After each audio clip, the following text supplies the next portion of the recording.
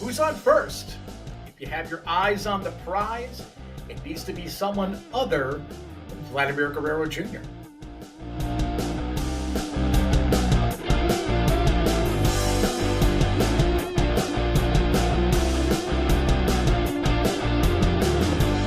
It's time to enjoy the views from the On Fek Circle, streaming to Blue Jay fans everywhere every Tuesday, 6 p.m. Eastern Time. You can laugh a little while thinking a lot about baseball from a Blue Jays point of view. We aren't just talking at you, this is a baseball conversation. So share your questions and comments throughout the live show and throughout the week in the various comment sections. This program is joined on the Jays from the Couch YouTube channel by Sunny Side of the Dome, hosted by Blue Jays diehard and Jays from the Couch writer and analyst Karen Suter, live Thursdays at 6 p.m. Eastern Time. Have your Blue Jays colored glasses at the ready. The Jays from the Couch radio podcast streams live Monday, 6 p.m. Eastern Time on our YouTube channel, the Jays from the Couch Facebook page, and on Twitter at Jays from Couch. Senior editor and JFtC founder Shaun Doyle creates and moderates Blue Jays Talk for All with Blue Jays players, beat writers, out-of-town analysts, and cameramen. Never miss our fake Blue Jays news segments. You can download episodes anywhere you find your podcasts.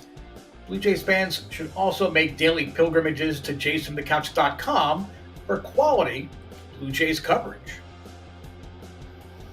I am the madman across the border, the Fekless Wonder Steve Feck. Welcome to another episode of the On Fek Circle presented by JaysFromTheCouch.com. If any of you caught some of the social media promotion ahead of the show, I'm gonna get there. I want to do some ceremonial first pitches first before we actually get to the main topic of the day, which is, as you heard as a teaser in the open, I think they need to move Vladimir Guerrero Jr. off of first base. Not because he's doing anything wrong or that he's not a quality first baseman. I'll explain a little bit later after these ceremonial first pitches. I want to refer you to JaysFromTheCouch.com. Ideally after the show, but if my face is disturbing, you can listen while you check out JaysFromTheCouch.com. Of course, we want you to check out, the terrific quality and diversity of articles that we put up there. But if you scroll to the bottom of the website, you'll see information about our ALS fundraising campaigns. You can make a direct tax-deductible deduction right there from the page to ALS Canada. Jays from the Couch has been very happy to partner with ALS Canada. If you've never been exposed to a family member or friend or loved one that has been diagnosed and subsequently has passed away from ALS, I cannot possibly describe to you what a hell on earth that actually is for the patient and for the people that are watching the person waste away. Every dollar that you spend is going to go to not only things like research, but practical things, wheelchairs for patients, to rides back and forth to rehabilitation, physical rehab, and doctor's appointments. The money all goes to practical quality of life events and helping, because there is no cure. If you have a diagnosis of ALS, it's a death sentence. So please do consider making a tax-deductible donation. If you like things like drinking cups, coffee mugs, kind of cool shirts like behind me here, over my right shoulder as you're looking at it, go to our Red Bubble shop. 100% of the proceeds, of the profits, I should say the proceeds, but 100% of the profits go directly to ALS Canada. So certainly, if you want to dress stylish while you're watching the On Fek Circle or the podcast or Karen's Sunny Side of the Dome, please do consider helping our ALS campaign. While you're there at the website, you need to check out the daily minor league updates that are put together literally daily and in depth by our co-editor, Ryan Mueller. I haven't come across anyone that pays such attention to detail and putting out information that really Blue Jay fans want to learn about. So please make sure you check out his, and it's every day, 7 days a week. I don't know that he sleeps any time from spring training until the Blue Jays are eliminated from the playoffs. And then even after the World Series, he still has articles coming out. So make sure you check that out. And tonight, Blue Jays open up in Boston against the Red Sox. Looking forward to seeing Yusei Kikuchi pitch for the first time in a Blue Jays uniform in a regular season game. I saw a couple of spring training games. I've kind of cut back on my cable satellite sort of packages. So I'm sort of at the mercy of what MLB Network or what the Apple game is, or something you get on ESPN Plus. I get to watch a lot of games, not necessarily every Blue Jay game. But tonight they're on MLB Network here in the States. They're on Sportsnet if you're watching in Canada, or get Sportsnet in your cable and satellite package. I really think that Kikuchi is the pitcher you witnessed and read about at the beginning of 2021, which earned him an all-star berth, and not the more inconsistent pitcher that he has been the last 2 months of the season as Seattle was trying to chase down a playoff berth, nor he was kind of up and down even his first couple of years when he was with the Mariners. So it'll be fun to watch. Opening series, they take on the Astros after that. It'll be a good chance for you, too, if you're watching the game tonight, to see the entire Red Sox roster, because when they come to Rogers Center, a lot of their players, including starting pitcher Tanner Houck, will not be able to travel with the team. So I'll give you a look at what the Red Sox look like with people that get vaccinated and without it. So let's get to the primary reason that we're doing a show here tonight. And before I get started, I'll give you a chance. If you're on Twitter, it's at Fekless Wonder. Or you can type in Fekless Wonder at jasonthecouch.com. You can come up with whatever creative subject line you want to put it so it catches my eye when I read it. Jason the Couch and our editor, Shaun Doyle, is not responsible for the content of this segment. Okay? Yeah, you can blame them for giving me a show and having me talk about it, but it's not any of my colleagues. It's not Shaun Doyle's fault. But this is something that I think needs to be floated. And by no means do I really believe deep down in my heart that the Blue Jays are going to listen to me, or Vladdy's going to listen to me, or baseball pundits or analysts across the board are going to listen to me. But I think this needs to be said. You're just going to stick with me. Because when you hear a dope like me say, Vladimir Guerrero Jr. needs to be taken off of first base now, right away, the first reaction is, naturally, you're a dope. Shut up. Just hang with me, okay? It's something that you should at least consider. Okay, just think about what I'm saying. And I want to make it clear, this is not a critique or a criticism or a complaint about Vladdy's performance in the field as a first baseman. He has made tremendous strides. I think even the biggest Vladdy fan is pleasantly surprised at how adept he has become around the first base bag. This has nothing to do with his fielding, performance, perception. This is strictly about health and injury risk. Now, when they were playing the Yankees, and he had that big 3-home run night, Vladdy got his hand stepped on, trying to really save a throw and registering out at first base. Immediately, alarm bells went off in my head,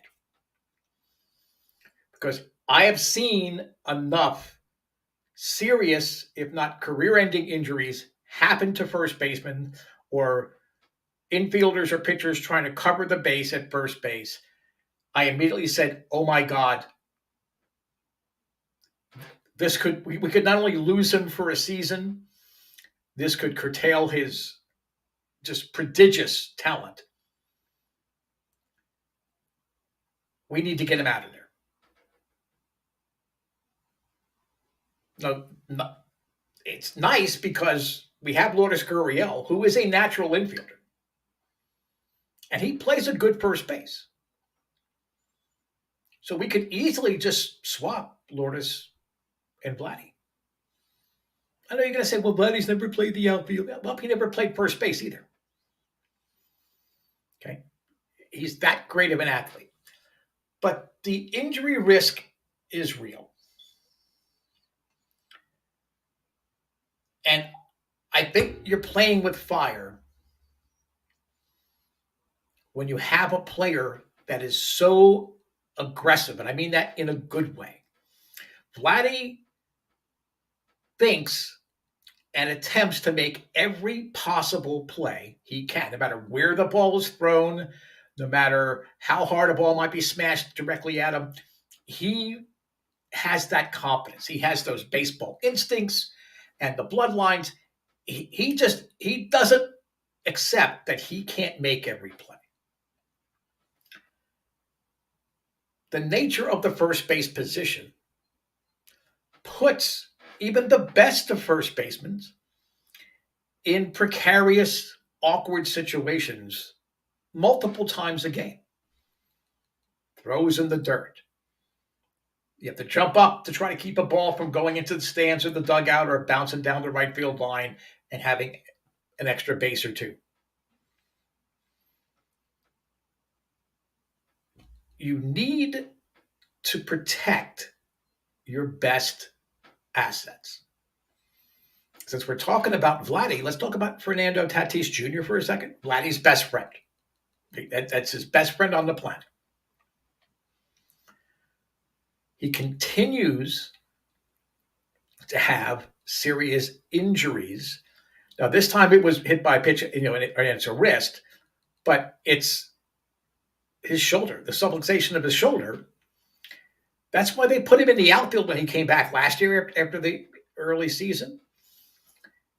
And Fernando Tatis is maybe not as talented as Vladdy, and there's probably debate about that. But he certainly is one of the most talented, exciting players in Major League Baseball. I'd move him to the outfield permanently. They have people that can play short. They've got Kim, Machado can play short. All of their best prospects can play the middle infield. Save Tatis. He's doing the Padres no good. He didn't when he was missed all this time previously last season and before. He's not doing him any good right now. We cannot allow this to happen to Vladimir Guerrero Jr.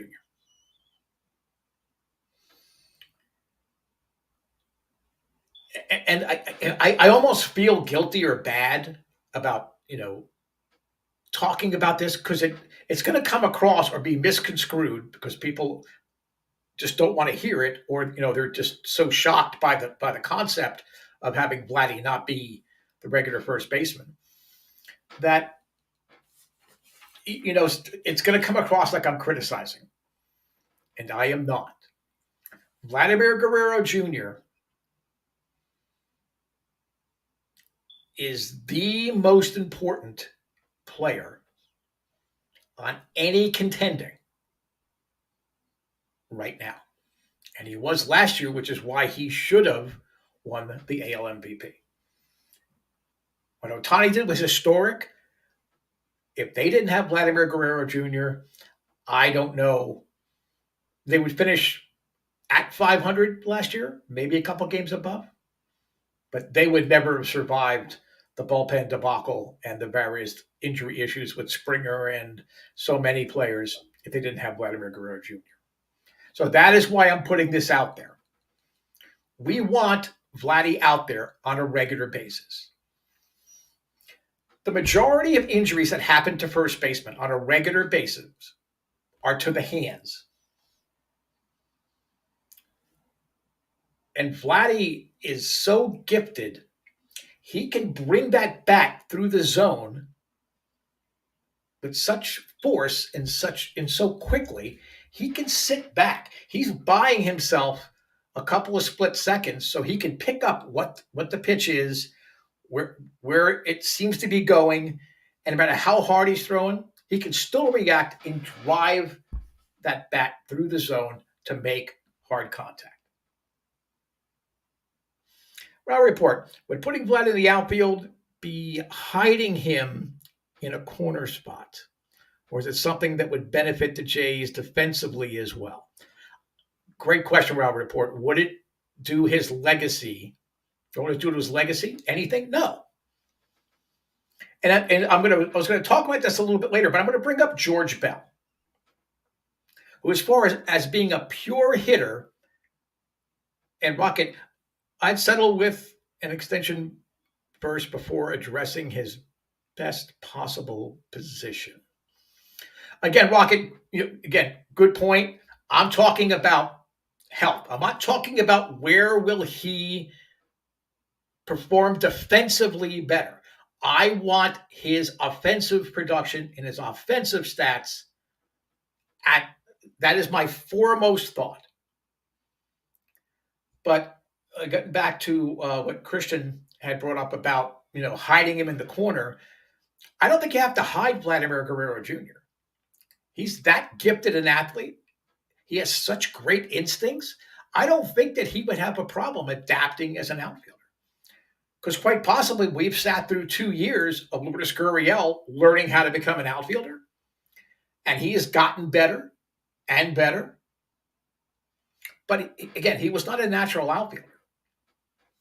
His athleticism, his throwing arm, which Vladdy would have a terrific throwing arm in the outfield. You're not going to run on either Hernandez or Guerrero if you're putting him in the corners. I think you don't have to hide him. But even if you're doing it right now, Vladimir Guerrero Jr. would still be an adequate, if not above average, left fielder. I don't think you want to move Tio out of right, even though he is out hurt right now. More importantly, you're potentially eliminating serious injury risk putting him in the outfield. George Bell was a brutal outfielder. Those of you not old enough to remember George Bell, former Blue Jays MVP, by far, until Vladdy got here, the best pure hitter the Blue Jays ever developed and ever had on their roster. He was a brutal outfielder, but he didn't want to play DH, so they had to run him out into left field every day, or he moped and brooded. It got Jimmy Williams fired, thank God. But I mean, that's ultimately his inability to get George Bell on board with becoming a DH is what got Jimmy Williams fired. But thank you for the questions for both the Raw Report and from Rocket. You can also jump in the show. If you're watching live on YouTube, there is a live chat going on right now. You can put your questions and comments there. If you're watching on Facebook, put it in the comments. Twitter, do a little reply to the live stream going out on Twitter. We'll try to get your questions up there, and we'll try to address them the best that we can. Back to Vladdy moving off of first base. Hand injuries are the biggest deal. Vladimir Guerrero's bat speed and his hands, his bat control, his hands are what set him apart from virtually every hitter in Major League Baseball. If you're having repeated chronic bone bruises, cuts like he had, okay, yes, he hit more home runs in that game. He had 3-homer game after the cut. That's true. Over time, that takes its toll. My boyhood hero, Carl Yastrzemski, moved from left field to first base to accommodate some of the younger players in 1970 and 71. He suffered hand injuries both years, and he never again hit 40 home runs like he did in consecutive years in 69 and 70. And he obviously hit 44 his Triple Crown season in 67. it affects a batter's swing. You make adjustments to compensate for you having a bone bruise or a cut or a jammed thumb or a jammed wrist, whatever it is, you have to make adjustments. That detracts 99% of the time from the hitter that Vlad or any great hitter is. Do you want that happening? Do you want to risk that? I'm not saying make him a DH. Speaking as someone who honestly is pretty new to baseball, but having watched JFtC from the couch this season and knowing how valuable Vladdy is, I think this makes common sense. Thank you, Sarah, for your comments and your questions and your support. If you see any nasty comments while you're watching on Facebook, please come to my defense because I can't get to them until after the show. It's just a common sense approach. Will there be hiccups? Yes, there will be. Will there be what ifs? Maybe. And if it wasn't a player like Vladimir Guerrero Jr., I would say don't risk having a George Bell situation. Vladdy wasn't happy about not being a third baseman anymore. I'm sure down deep he still wants to be a third baseman. That's what he grew up, position he grew up playing. Played it all through the minors. He's a team guy. He is a player that understands how special this Blue Jays team is and how important he is to the team's success. He may mumble in private, try to talk Montoyo or Atkins or Shapiro out of this idea.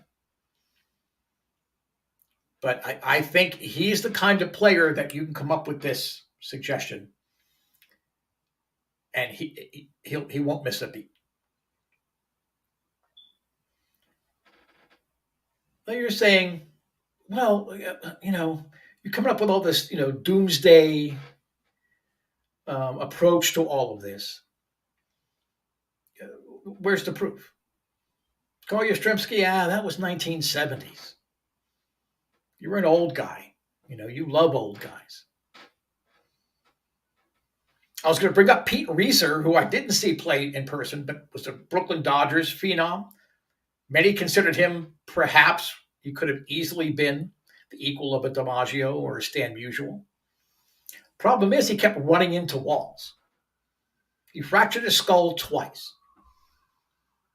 One of the most promising careers ever derailed because of serious injury that could have been prevented.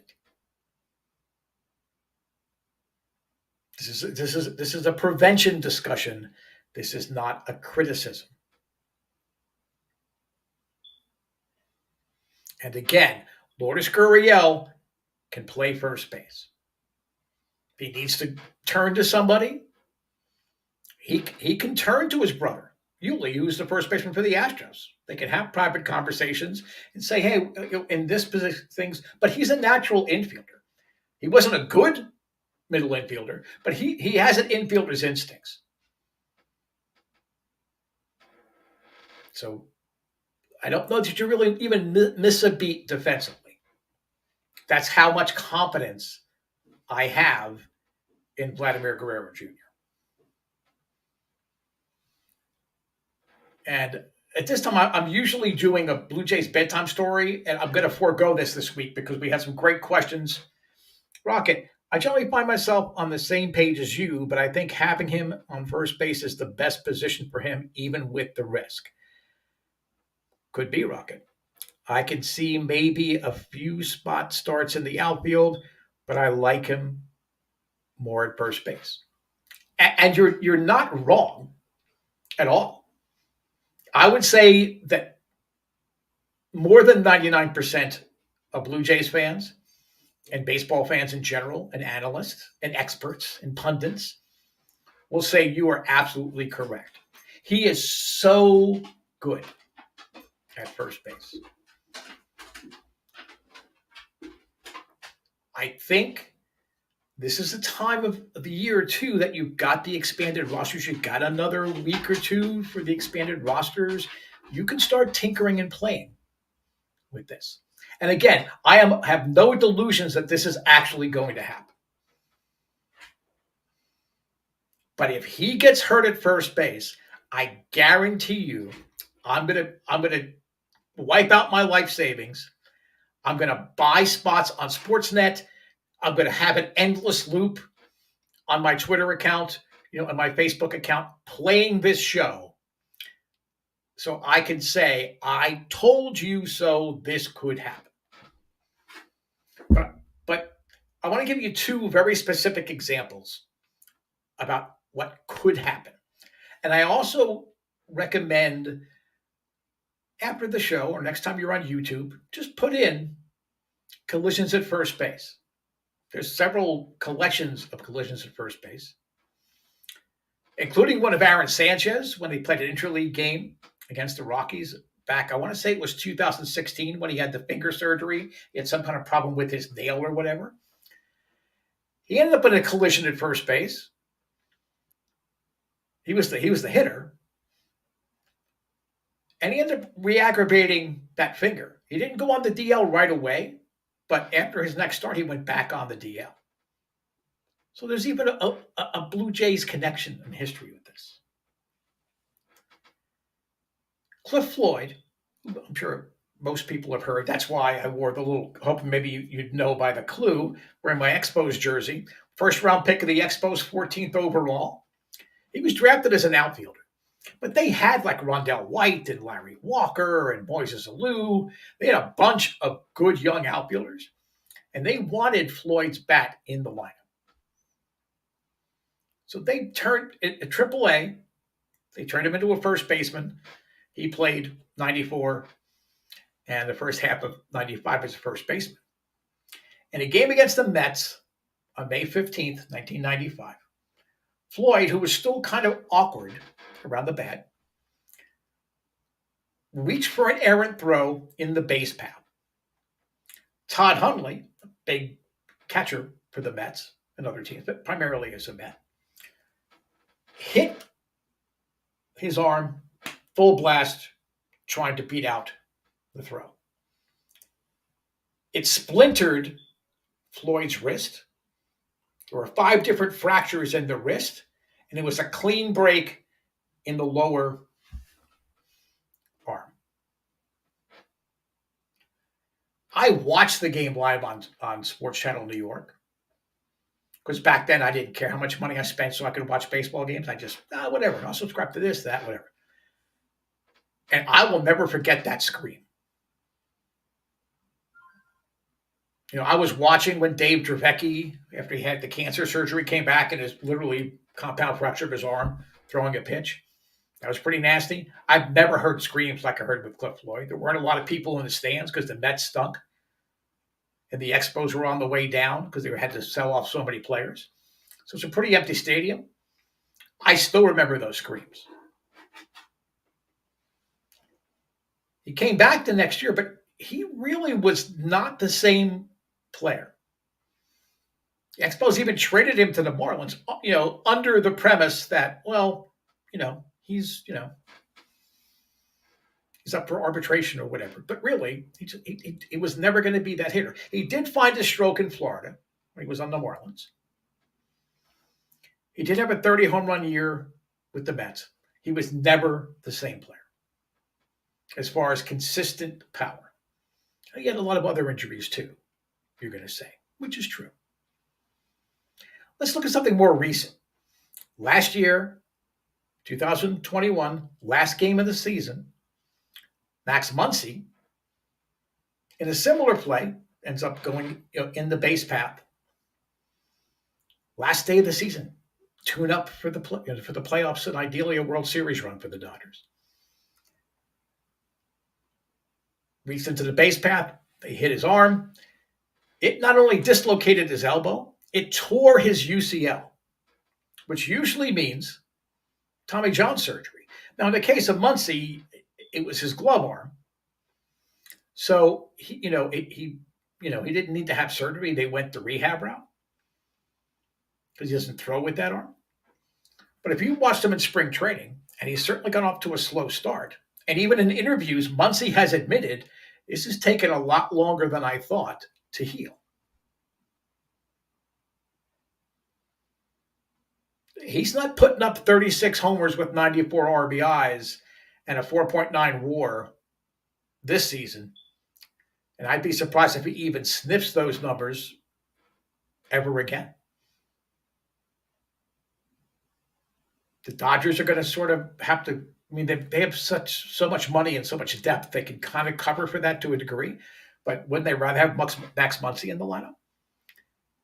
These are the points that I'm pointing to support my premise that Vladimir Guerrero Jr. needs to be taken off of first base right now. Tonight's game in Boston, have him and Lourdes flip. Is it practical? No. And Rocket and Christian and Sarah have all made valid points. But you don't. Vladimir Guerrero he's special. He's a generational player. Could the same thing happen to Lourdes Gurriel? Sure. Could the same thing happen to Justin Smoke when he was here, or Willie Upshaw when he was here, or name your Blue Jays first baseman? Joe Carter wasn't a natural first baseman. Could it have happened to them? Yes. Neither of those players, none of those players were Vladimir Guerrero Jr. So what say you? Again, on Twitter, @Fekless Wonder, email fecklesswonder@jasonthecouch.com. I love baseball conversations. I don't expect you guys to agree with me, but hopefully you've stuck with me and you've listened all the way through. And maybe you'll go back to certain points and at least consider it. Think of it. Don't just take the company line and say, this is how it is. Think about what benefits this could have, as well as the drawbacks. I'm out of time. I am the Feckless Wonder, Steve Feck. Thank you, as always, for listening to me babble for 30 minutes or so. I would love to keep this conversation going. Make sure this Thursday, 6 p.m. Eastern Time, you tune into the YouTube channel, live streaming of Sunday Side of the Dome with Karen Suter. And every Monday, we record the podcast live. Jason the Couch Radio Podcast, YouTube, Facebook, Twitter, @Jays from Couch. We'll talk to you next week. I'll try to not be so Debbie Downer.